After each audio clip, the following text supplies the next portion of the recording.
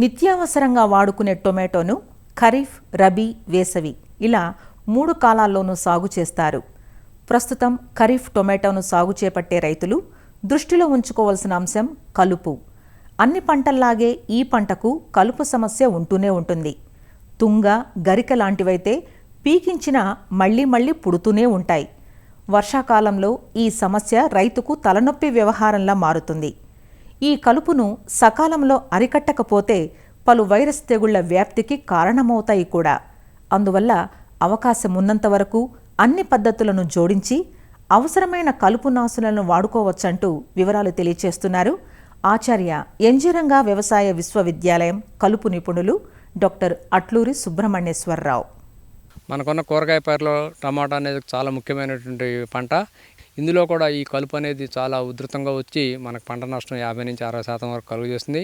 ఇక్కడ కలుపు తీయవలసినటువంటి కీలక సమయం చూసుకుంటే మనకు 40 నుంచి 50 రోజులు, అంటే వెరైటీని బట్టి యొక్క డ్యూరేషన్ బట్టి మారుతూ ఉంటుంది. ఈ టమాటా నారు పెంచి నాటుకుంటం జరుగుతుంది.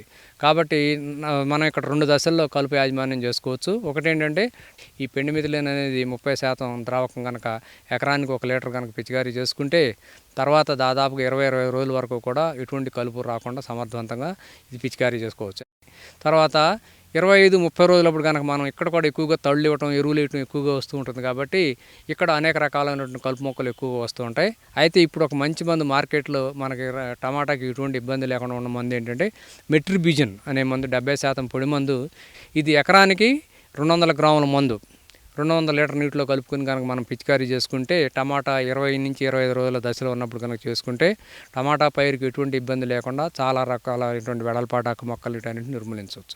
అయితే గడ్డి జాతి మొక్కలు, వెడల్పాటాకు మొక్కలు బాగా ఉధృతి ఎక్కువగా ఉన్నప్పుడు మాత్రం మెట్రిబిజిన్ అనే మందు 70% పొడి మందు 200 గ్రాములకి 250 మిల్లీలీటర్ల ఫెనాక్సప్రాపిథైల్ కానీ, ప్రపాక్వైజాపాప్ 250 మిల్లీలీటర్లు కానీ, లేకపోతే క్వైజ్లాఫాపిథైల్ టర్కాసఫర్ 300 మిల్లీలీటర్ కానీ ఏదో ఒక దాన్ని కలుపుకుని కనుక ఈ 2 మందుల మిశ్రమం పిచికారీ చేసుకుంటే వెడల్పాటాకు మొక్కలు, గడ్డి జాతి మొక్కలు కూడా సమర్థవంతంగా టమాటా పైరుకి ఎటువంటి ఇబ్బంది లేకుండా మనం 20-25 రోజుల చేసుకుంటే సరిపోతుంది.